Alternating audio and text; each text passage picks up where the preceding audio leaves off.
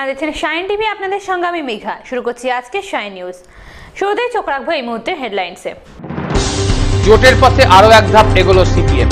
রাজ্য কমিটির বৈঠকের আগেই রাজ্য সম্পাদক মণ্ডলীর বৈঠকে তৈরি হলো জোট প্রস্তাবের খসড়া। রাজ্য কমিটির বৈঠকে অনুমোদনের পর পাঠানো হবে কেন্দ্রীয় কমিটিতে। পশ্চিমবঙ্গে বাম কংগ্রেস জোট প্রস্তাব নিয়ে ঝড় উঠতে পারে সিপিএম এর কেন্দ্রীয় কমিটির বৈঠকে। বৈঠকের আগেই কেরল শাখার slogan no Congress, only party Congress.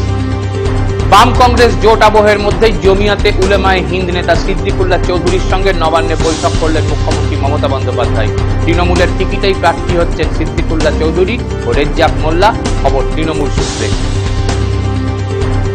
বাসযোগ্য নয় বিদ্যুৎ ও জলবিহীন বাংলো বরাদ্দ করে বর্তমান বাংলো কেড়ে নেওয়ার অভিযোগ তুললেন সাংসদ ও প্রাক্তন রেল প্রতিমন্ত্রী অধীর চৌধুরী। প্রতিহিংসার রাজনীতির এ এক নক্কারজনক উদাহরণ মন্তব্য অধীর চৌধুরী। রেড রোডের হিট অ্যান্ড রান মামলায় সাম্বিয়া জনি সানুর টিআই প্যারেড। অন্যতম অভিযুক্ত মোহাম্মদ সোহরাবের বিরুদ্ধে হুলিয়াজারি পুলিশের, সম্পত্তি বাজেয়াপ্ত করার প্রক্রিয়া শুরু। আসছে বিস্তারিত খবরে। পশ্চিমবঙ্গের আসন্ন বিধানসভা নির্বাচনে কংগ্রেসের সঙ্গে জোটের ব্যাপারে আরও এক ধাপ এগোলো সিপিএম এর বঙ্গ ব্রিগেড। বুধবার রাজ্য সম্পাদক মণ্ডলীর বৈঠকে সংখ্যাগরিষ্ঠ নেতারাই জোটের পক্ষে জোর সওয়াল করেন। তৈরি করা হয় কেন্দ্রীয় কমিটিতে পাঠানোর জন্য জোট প্রস্তাবের খসড়া। আগামী সপ্তাহে রাজ্য কমিটির বৈঠকে হবে চূড়ান্ত অনুমোদন। রাজ্যের তৃণমূল সরকারকে ক্ষমতাচ্যুত করার জন্য সব ধর্মনিরপেক্ষ গণতান্ত্রিক শক্তিকে একজোট হবার জন্য আহ্বান জানিয়েছে সিপিএম। প্রস্তাব ও বার্তা দেওয়া হয়েছে কংগ্রেসকেও। এবার সেই জোট প্রক্রিয়ায় অফিসিয়াল সিলমোহর দেবার উদ্যোগ শুরু হলো দলের অন্দরে। আগামী 12 ও 13 ফেব্রুয়ারি দলের রাজ্য কমিটির বৈঠকের আগেই বুধবার বৈঠকে বসেছিল সিপিএম রাজ্য সম্পাদক মণ্ডলী। বৈঠকে কংগ্রেসের সঙ্গে জোট করার বিষয়ে প্রস্তাবের খসড়া প্রস্তুত করা হয়। রাজ্য সম্পাদক মণ্ডলীর বৈঠকে ওই খসড়া প্রস্তাবই রাজ্য কমিটির বৈঠকে অনুমোদন করিয়ে তা পাঠানো হবে দলের কেন্দ্রীয় কমিটির কাছে। পশ্চিমবঙ্গে আসন্ন বিধানসভা নির্বাচনের আগে কংগ্রেসের সঙ্গে জোট গড়ার জন্য সিপিএম এর বঙ্গ ব্রিগেড প্রস্তাব গ্রহণ করে কেন্দ্রীয় কমিটির কাছে পাঠালেও তাতে অন্যতম বাধা দলের কেরল শাখা। কেন্দ্রীয় কমিটির বৈঠকে ঝড় তুলতে প্রস্তুত কেরল লবি। তাদের slogan no Congress, only party Congress. রাজ্য বিধানসভা নির্বাচনে পশ্চিমবঙ্গের দলের রাজ্য শাখা যখন ধর্মনিরপেক্ষ ও গণতান্ত্রিক জোট গড়ে তাতে কংগ্রেসকেও পাশে পেতে চাইছে, ঠিক সেই সময় কেরল ভোটে সিপিএম এর লড়াই কংগ্রেসেরই বিরুদ্ধে। দুই রাজ্যে দলের দুই রাজ্য শাখার এই বিপরীতমুখী অবস্থানে এবার উত্তপ্ত হতে চলেছে সিপিএম এর কেন্দ্রীয় কমিটির বৈঠক। দলের কলকাতা প্লেনামে যদিও রাজ্য কমিটি সিদ্ধান্ত নিয়ে পাঠায়, তবে জোটের ব্যাপারে অনুমোদন দেবার ক্ষেত্রে কেন্দ্রীয় কমিটি বিবেচনা করবে বলে জানিয়েছিলেন দলের সাধারণ সম্পাদক সীতারাম ইয়েচুরি। কিন্তু কেরল লবি যে তা সহজে হতে দেবে না তা পরিষ্কার হলো তাদের স্লোগানে। কেরল লবির দাবি no Congress, only party Congress. নিজের সংখ্যালঘু ভোট ব্যাংক আরো শক্তপোক্ত করার লক্ষ্যে জমিয়ত উলেমায়ে হিন্দ নেতা সিদ্দিকুল্লাহ চৌধুরীর সঙ্গে নবান্নে বৈঠক করলেন মুখ্যমন্ত্রী মমতা বন্দ্যোপাধ্যায়। তৃণমূল সূত্রের খবর, তৃণমূলের প্রতীকে ভোটে লড়তে রাজি হয়ে গিয়েছেন জমিয়ত নেতা সিদ্দিকুল্লাহ। ক্ষমতায় ফিরলে মুখ্যমন্ত্রী এই সংখ্যালঘু নেতাকে মন্ত্রী করবেন বলে জানিয়েছেন। আর এক প্রভাবশালী নেতা রেজ্জাক মোল্লাও ভোটে লড়বেন তৃণমূলের প্রতীক নিয়ে। বাম কংগ্রেসের জোট জল্পনার মধ্যেই নিজের সংখ্যালঘু ভোট ব্যাংক আরো শক্ত করতে উদ্যোগী হলেন মুখ্যমন্ত্রী মমতা বন্দ্যোপাধ্যায়। নবান্নে বৈঠক করলেন জমিয়াতে উলেমায়ে হিন্দ নেতা সিদ্দিকুল্লাহ চৌধুরীর সঙ্গে।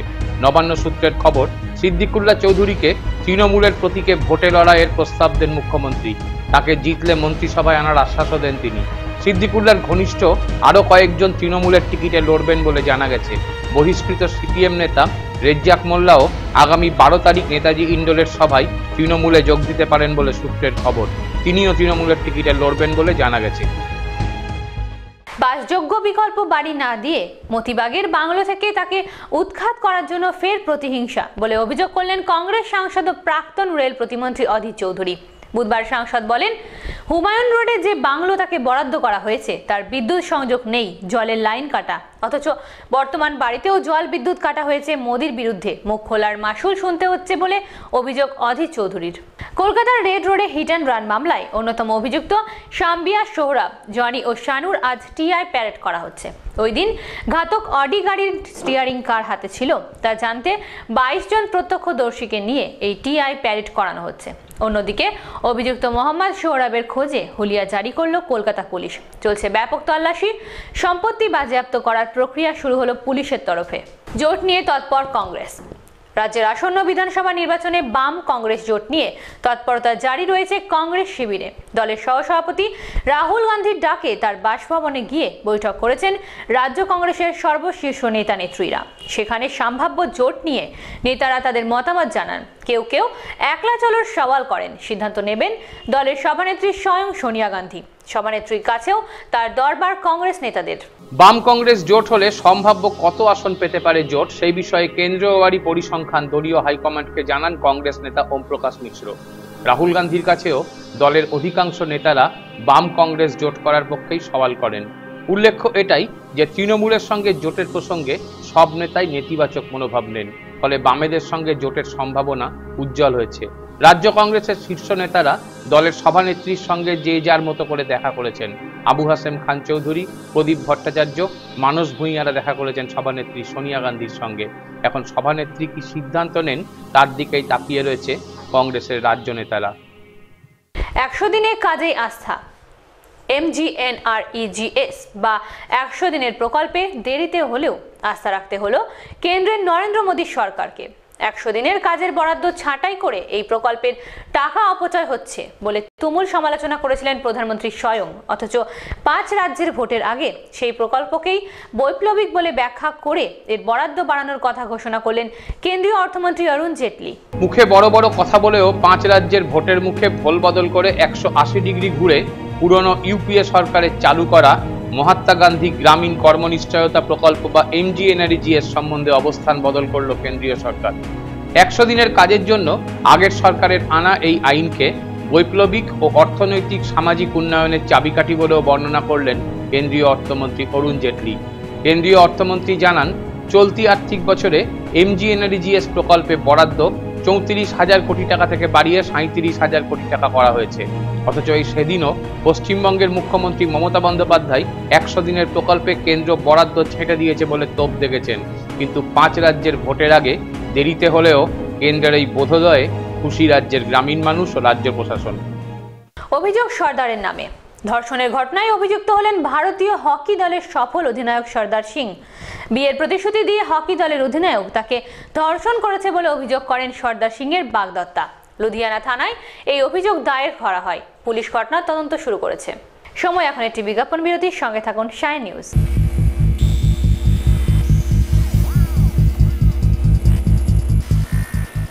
ফার্নিচার জগতে এক সুবিখ্যাত নাম ভাই ভাই ফার্নিচার। এখানে আপনি পাবেন নিজস্ব ফ্যাক্টরিতে তৈরি অত্যাধুনিক ডিজাইনের খাট, tiffin box, dining table, dressing table, আলনা কাম আলমারি, sofa set, computer table, wardrobe ও ম্যাট্রিক্স গদি।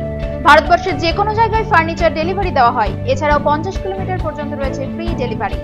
বর্তমানে সমস্ত ফার্নিচারের উপর রয়েছে 10% ডিসকাউন্ট। তাই আর দেরি না করে আজই আসুন ভাই ভাই ফার্নিচারে। আমাদের ঠিকানা চুনাখালী, লালবাগ রোড, মুর্শিদাবাদ। যোগাযোগ 9474579044 অথবা 9153872084।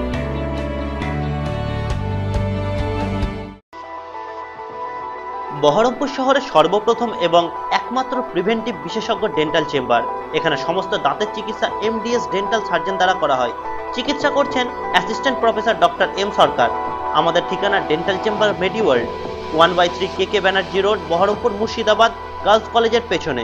যোগাযোগ 9830181605 অথবা 03482251633।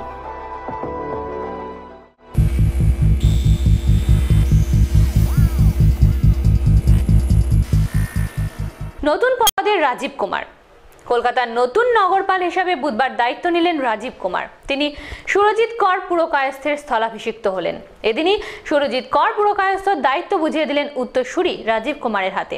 দায়িত্বভার হস্তান্তরের পূর্বতন পুলিশ কমিশনার সুরজিৎ কর পুরকায়স্থ যোগ দিলেন ডিজি ক্রাইম পদে। তাকে অবশ্য স্বরাষ্ট্র দপ্তরের OSG করে সমন্বয়ের দায়িত্বও দেওয়া হয়েছে। ট্রেনে শ্লীলতাহানির অভিযোগ। হাওড়াগামী দুন এক্সপ্রেসে এক মহিলার শ্লীলতাহানির অভিযোগ উঠল এক যুবকের বিরুদ্ধে। বুধবার ভোরে বর্ধমানের কাছে ট্রেনের সংরক্ষিত কামরায় ওই তরুণীর শ্লীলতাহানির চেষ্টা করে ওই যুবক। তরুণীর চিৎকার শুনে অন্য যাত্রীরা এসে ওই যুবককে ধরে রেল পুলিশের হাতে তুলে দেয়। পরে হাওড়া জিআরপিতে অভিযোগ দায়ের করেন ওই নির্যাতিতা। উত্তরপ্রদেশ থেকে হাওড়া আসছিলেন ওই তরুণী। তবে চলন্ত ট্রেনে শ্লীলতাহানির ঘটনায় ফের একবার প্রশ্নের মুখে রেলের যাত্রী নিরাপত্তা। বছর শেষে ডিসেম্বর মাসে অমৃতসর এক্সপ্রেসে এক নাবালিকাকে ধর্ষণের ঘটনা রেস কাটতে না কাটতে বছরের শুরুতেই ফের চলতি ট্রেনে এক তরুণীর শ্লীলতাহানির ঘটনা ঘটল। হাওড়ামুখী দুন এক্সপ্রেসে সংরক্ষিত কামরায় এক তরুণীর শ্লীলতাহানির অভিযোগ উঠল এক যুবকের বিরুদ্ধে। নির্যাতিতার অভিযোগ, হাওড়া স্টেশনে আসার আগে বর্ধমানের কাছে কামরায় কেউ না থাকার সুযোগ নিয়ে তার শ্লীলতাহানির চেষ্টা করে ওই যুবক।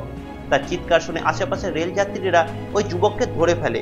পরে রেল পুলিশের হাতে তুলে দেওয়া হয় যুবককে। ব্যান্ডেল জিআরপি তাকে গ্রেপ্তার করে। পরে হাওড়া জিআরপিতে লিখিত অভিযোগ দায়ের করেন নির্যাতিতা। পরে অভিযোগটি ব্যান্ডেল জিআরপিতে স্থানান্তরিত করা হয়। তবে চলতি ট্রেনে মহিলা শ্লীলতাহানির ঘটনায় ফের একবার প্রশ্নের মুখে রেল যাত্রীদের সুরক্ষা। 3 বছর আগে নদীতে ভাসতে ভাসতে বাংলাদেশ থেকে মালদা সীমান্ত দিয়ে ভারতে চলে আসে ভুল করে। পরে সীমান্তরক্ষী তাকে ধরে তুলে দেয় মালদা পুলিশের হাতে। কিন্তু স্মৃতিশক্তি হারিয়ে ফেলায় ওই কিশোরীকে বাড়ি ফেরানো সম্ভব হয়নি। 3 বছর পর সে এখন সুস্থ। এবার তাকে বাড়ি ফেরানোর উদ্যোগ নিল মালদা জেলা সমাজ কল্যাণ দপ্তর। আর তাকে বাড়ি ফেরাতে পেরে খুশি সকলেই। এ যেন কোনো সিনেমার চিত্রনাট্য। 3 বছর আগে নদীতে ভেসে যায় বাংলাদেশের এক কিশোরী। নদীতে ভাসতে ভাসতে চলে আসে মালদা সীমান্তে। তাকে উদ্ধার করে সীমান্ত রক্ষীরা। পরে তুলে দেওয়া হয় পুলিশের হাতে। কিন্তু নিজের স্মৃতিশক্তি হারিয়ে ফেলে ওই কিশোরী। ঠাঁই হয় মালদার সরকারি হোমে। চলে চিকিৎসা। দীর্ঘ 3 বছর পর নিজের স্মৃতিশক্তি ফিরে পায় ওই কিশোরী। জানা যায় তার বাড়ি বাংলাদেশে। এরপর তাকে নিজের বাড়ি পাঠানোর তোড়জোড় শুরু হয়। জেলা সমাজ কল্যাণ দপ্তরের উদ্যোগে এবার নিজের বাড়ি ফিরতে চলেছে সেলিনা খাতুন নামে কিশোরী। সিনেমার মতে বাস্তবের এই এক সত্যি ঘটনা, যা সত্যি সবকিছুর ওপরে। সরকারি সহায়তায় তাকে বাড়ি ফেরাতে পেরে খুশি সকলেই। আর বাড়ি ফিরতে পেরে খুশি সেলিনা খাতুনও। ঘটনাটা হলো, মেয়েটিকে যখন পাওয়া যায় তখন উদ্ধার করে, তখন সে মানসিকভাবে পুরো বিপর্যস্ত ছিল, কিছুই বলতে পারছিল না। তার মেমোরি কিছু সাময়িক লস হয়ে গেছিলো। তো প্রথমে তাকে মেডিকেল টেস্ট করার পর তাকে শেল্টার হোমে রাখা হয় এবং সেখানে তার যেহেতু খেতে পাচ্ছিল না, তাকে মোটামুটি সেখানকার লোকজন নিজে হাতে ধরেই খাওয়ানোর ব্যবস্থা করে। এবং ধীরে ধীরে দেখা যায় যে তাকে মালদা মেডিকেল কলেজের হসপিটালে ভর্তি করে তার চিকিৎসা হয় এবং তার ওষুধেরও ব্যবস্থা করা হয় নিয়মিত। ধীরে ধীরে যখন সে ওষুধ খেয়ে আসতে চিকিৎসা শুরু হয়, তখন সে ধীরে ধীরে রিকভার করে এবং রিকভার করার পর সে তার ধীরে ধীরে নিজের নাম, ঠিকানা, পরিবার কোথায় আছে বলে এবং সেই বলার পর আমরা তখন সেটাকে ভেরিফিকেশনের জন্য হোম ডিপার্টমেন্টে পাঠাই। হোম ডিপার্টমেন্ট থেকে বাংলাদেশের কাছে ডেপুটি কমিশনার যায়। সেখানকার হোম ভেরিফিকেশন করে, বলে যে না, এরকম একটি সত্যি মেয়ে ওখানকার হারিয়ে গেছিলো এবং তার পরিবার আছে, ফ্যামিলিও আছে। তারপর যখন আসে তখন আমরা প্রসেসের মাধ্যমে ডিআইবিকে জানাই। ডিআইবি তখন একটা ডেট ফিক্স করে যে মেয়েটিকে কোনো এক সময় বাংলাদেশে আবার ফিরিয়ে দেওয়া হোক। তখন আমরা আজকে এই দিনটাতে ডেট ফিক্স হয়েছে 12টার সময় আমরা মেয়েটিকে তার পরিবারের হাতে ফিরিয়ে দিচ্ছি। আমার ব্রেনের সমস্যা ছিল, ব্রেনের সমস্যা থেকে হাঁটতে হাঁটতে ফেড়ে চলে আসছি।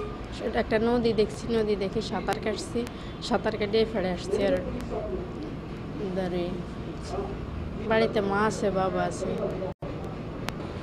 বিক্ষোভ প্রদর্শন কংগ্রেসের। সাংসদ অধীর রঞ্জন চৌধুরীর বিরুদ্ধে বিজেপি সরকারের রাজনৈতিক ষড়যন্ত্রের প্রতিবাদে সরব হল কংগ্রেস। বুধবার বহরমপুর টাউন কংগ্রেসের পক্ষ থেকে এই ঘটনার প্রতিবাদে একটি ধিক্কার মিছিল করা হয়। পরে প্রধানমন্ত্রী নরেন্দ্র মোদীর কুশপুতুলও দাহ করেন কংগ্রেসের নেতাকর্মীরা। শুধুমাত্র রাজনৈতিক প্রতিহিংসা চরিতার্থ করার জন্য এবং পশ্চিমবাংলার মুখ্যমন্ত্রী মমতা ব্যানার্জির গোপন নির্দেশে যুগলবন্দি হয়ে তারা অধীর চৌধুরীর উপর কালকে আমরা দেখলাম তার বাসভবনে নির্লজ্জভাবে সেখানে আক্রমণ চালানো হলো। আমরা একথাই বলতে চাইছি, অধীর চৌধুরী প্রাক্তন রেলমন্ত্রী, তিনি 4 বারের সাংসদ। একজন মানুষকে, একজন হকারকে যেভাবে ব্যবহার করা উচিত, গতকাল আমরা দেখলাম কেন্দ্রীয় সরকার সেইভাবেই একজন সাংসদের প্রতি সেই ব্যবহার করলো। তার জন্য মুর্শিদাবাদ জেলা কংগ্রেসের পক্ষ থেকে আমরা এই ঘটনার তীব্র ধিক্কার জানাচ্ছি এবং সেই সঙ্গে সঙ্গে আমরা বলতে চাইছি, অধীর চৌধুরী লড়াই, অধীর চৌধুরীর আন্দোলন চিরকাল থাকবে, আমরা তার সঙ্গে আছি। পথে নামলো বিজেপি। রাজ্যে নারী নির্যাতন ও নারীদের সুরক্ষার দাবিতে এবার পথে নামলো বিজেপি। বুধবার কামদুনি থেকে কাকদ্বীপ পর্যন্ত পদযাত্রার সূচনা করল বিজেপি। পদযাত্রায় নেতৃত্ব দেন বিজেপি মহিলা মোর্চার সভাপতি রূপা গাঙ্গুলি। ছিলেন কেন্দ্রীয় নেতা কৈলাস বিজয়বর্গীয় সহ বিশিষ্ট নেতা নেতৃবৃন্দ। দেখুন, এটা খুব পরিষ্কার যে মানুষ পরিত্রাণ চাইছে, খুব স্পষ্ট। बंगाल के लोग परिवर्तन तो किए हैं, अभी उनको त्राण चाहिए, परित्राण चाहिए ये टीएमसी से। ये आज के तारीख में हर एक की बात है, मन की बात है। হরকার নামে মানহানি। কালিম্পংয়ের বিধায়ক হরকা বাহাদুর ছেত্রীর বিরুদ্ধে মানহানির মামলা করলেন মোর্চার সদস্য রোশন গিরি। সম্প্রতি রোশন গিরির নামে এক কন্ট্রাক্টরের কাছ থেকে টাকা নেওয়ার অভিযোগ করেন হরকা বাহাদুর। যদিও এই অভিযোগ ভিত্তিহীন বলে আদালতের দ্বারস্থ হন রোশন গিরি। বুধবার 5 কোটি টাকার মানহানি মামলা করেন রোশন গিরি। डॉक्टर हरका बहादुर छेत्री ने एक आरोप लगाया था हमारे नाम में कि पॉलिटेक्निक कॉलेज जो कालिम्पोंग में निर्माण होने जा रहा है, इसका कॉन्ट्रैक्टर से मैंने 15% कमीशन मांगा है। तो डॉक्टर हरका बहादुर छेत्री ने प्योरली मोर्चा को डिफेम करने का लिए, हमारा नाम बदनाम करने का लिए ये एक गेम प्लान था। तो इसका विरुद्ध में उनको नोटिस भी भेजा गया कि वो माफ़ी मांग ले, नहीं तो हम डिफेमेशन सूट फाइल करेंगे। तो आज कोर्ट ऑफ लर्नेड सिविल जज सीनियर डिवीज़न दार्जिलिंग में आज हमने डिफेमेशन सूट फाइल किया है। इसमें 5 करोड़ का डिफेमेशन हमने सूट फाइल किया है। আগুন রিলায়েন্স জুট মিলে। ভয়াবহ অগ্নিকাণ্ডের ঘটনা ঘটল উত্তর চব্বিশ পরগনার কাকিনাড়ার রিলায়েন্স জুট মিলে। বুধবার জুট মিলের এক অংশ থেকে ধোঁয়া বের হতে দেখে শ্রমিকরা। পরে খবর পেয়ে দমকলের 3টি ইঞ্জিন ঘটনাস্থলে এসে পরিস্থিতি নিয়ন্ত্রণে আনে। কিভাবে আগুন লেগেছে সে বিষয়ে এখনো কিছু জানা যায়নি। বিক্ষোভ ক্ষতিপূরণের দাবিতে মুর্শিদাবাদের বড়ুয়া থানার ডাকবাংলোর হিমঘরে গ্যাস সিলিন্ডার ফেটে যাওয়ার ঘটনার জেরে আশেপাশে প্রায় 70-80 বিঘা জমির আলু নষ্ট হয়ে গেছে বলে অভিযোগ করে চাষিরা। এই ঘটনার প্রতিবাদে এবং আলুর ক্ষতিপূরণের দাবিতে বুধবার হিমঘরের সামনে ব্যাপক বিক্ষোভ দেখায় চাষিরা। পরে হিমঘর কর্তৃপক্ষ ক্ষতিপূরণের আশ্বাস দিলে বিক্ষোভ উঠে যায়। আমরা চাষি মানুষরা আমাদের স্টোরের পাশেই জমি আছে। এই স্টোরে যখন গ্যাসটা বাস্ট হয়ে যায় তখন এত তীব্র গ্যাস, এই গ্যাসের এতে আমরা এখানে কেউ থাকতেই পারছিলাম না। এবং আমাদের ধরুন এই স্টোরের পাশে আশপাশে সব জমি জায়গা, আমরা প্রায় 70-80 বিঘা জমিতে আলু চাষ করেছি। আমাদের স্টোর মালিকের কাছে একটুকু আবেদন যে আমাদের এই সমস্ত ফসল নষ্ট হয়ে যাওয়ার ফলে যদি আমাদেরকে কিছু খেসারত না দেয়, তাহলে স্যার আমরা এই সব সাহায্য পয়সা যদি না পাই তাহলে আমাদের এই সমস্ত জিনিসপাতি ছাড়াতে পারবো না, ছেলে মেয়ে খেতে পারবে না, আমরা স্যার মরে যাবো সব। পরশুদিন 2:15 নাগাদ আমাদের একটা অ্যাক্সিডেন্ট হয় গ্যাসে, বুঝলেন? হ্যাঁ, তার জন্য আশেপাশে যেগুলো কিছু একটা ক্ষয়ক্ষতি, আলু গাছ মাছ একটু পুড়ে গেছে, বুঝলেন তো? এইটাই আর কিছু ব্যাপার নেই। আমরা তো আমাদের সঙ্গে সঙ্গে খবর দেওয়া হলো থানা প্লাস আপনার ওই দমকল, হ্যাঁ, ওরা সঙ্গে সঙ্গে এসে ওটা আয়ত্তে না, তখন আমরা বন্ধ করি সব। আমরা একটা চিন্তা ভাবনা নিয়েছি, আমাদের কোম্পানিকে মালিককে জানানো হচ্ছে, হ্যাঁ, কি করা যাচ্ছে দেখা যাক। আমাদের ওরা বলে চাষিদেরকে বলা হয়েছে। সময় এখন আরো একটি বিজ্ঞাপন বিরতি। সঙ্গে থাকুন শাইন নিউজ।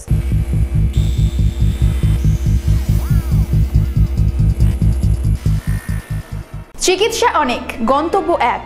কলকাতার বৃহত্তম হসপিটাল নেটওয়ার্ক নারায়ণা হেলথের বিশেষজ্ঞ ডাক্তারদের উপস্থিতি এখন বহরমপুরে। NH Rabindranath Thakur diagnostic and medical care সেন্টারের উদ্যোগে প্রত্যেক রবিবার বহরমপুরে NH Sunday speciality clinic. Orthopaedics, urosurgeon, cardiology, general surgery, neurosurgeon, গাইনোকোলজির সেরা ডাক্তাররা এখন আপনার শহর বহরমপুরে। Rabindranath Thakur diagnostic and medical care centre, north Bengal bus স্ট্যান্ডের পাশে, 30C at Das road, Berhampore, Murshidabad. NH helpline 9830336677। বিশেষজ্ঞের অ্যাপয়েন্টমেন্ট 03482252571 and 72। জাস্ট একটা মিসড কল 8334900900।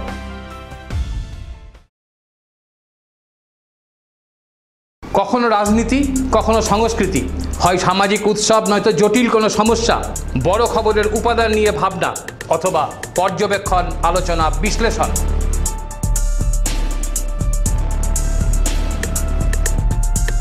হয় ফেস টু ফেস ইন্টারভিউ নয়তো বিশেষজ্ঞদের প্যানেল, সব আলোচনা, চুলচেরা বিশ্লেষণ সাইনের স্টুডিওতে, সাইনের বৈঠকে।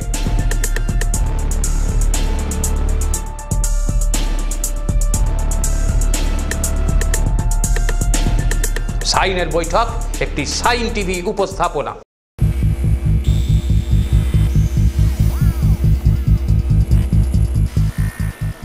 বহরমপুর রবীন্দ্র সদনে 2 দিনের নাট্য সন্ধ্যার দ্বিতীয় দিনে নাট্য সংস্থার ছান্দিক পরিবেশন করল নাটক আত্মহনন।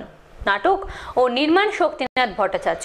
এটি ছান্দিকের নবতম প্রযোজনা, কিন্তু প্রথম সন্ধ্যাতেই নাটক পরিবেশনার যে মুন্সিয়ানার পরিচয় দিল ছান্দিক তা অনবদ্য ও অনন্য।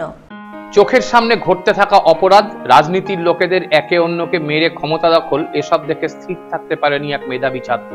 তার মনে হয় অন্যায় করে যে সে যেমন অপরাধী, আবার যারা তার দেখে পালিয়ে যায় তারাও অপরাধী। চলতে থাকে মনের অতল গভীরে এক ঝড়। ব্রিটিশ শাসনকালে বিপ্লবীদের রাজনৈতিক হত্যা আর বর্তমান সময়ে পূর্বসূরিকে মেরে উত্তরসূরির ক্ষমতা দখল কি এক ঝড় তোলে মনের গভীরে।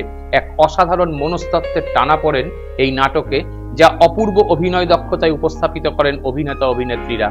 এক সামাজিক দায়বদ্ধতা থেকেই ছান্দিকের নবতম নাটক আত্মহনন, যা মন ছুঁয়ে গেল নাট্যপ্রেমী দর্শকদের।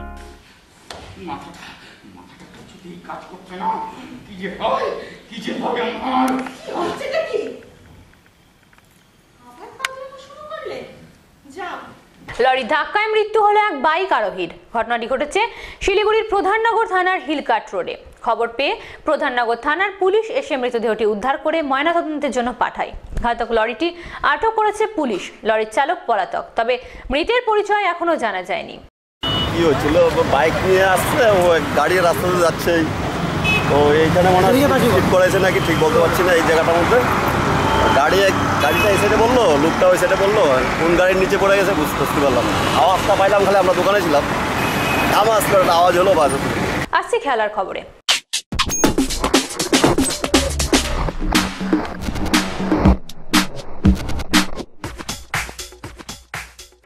বিসিসিআই এর তরফে প্রস্তাব এলেও এই মুহূর্তে ভারতীয় দলের কোচ হওয়ার মতো জায়গা নেই বলে জানিয়ে দিলেন ভারতের প্রাক্তন অধিনায়ক সৌরভ গাঙ্গুলি। সৌরভ বলেন, সিএবির সভাপতি হওয়ার পর তিনি বেশ ব্যস্ত।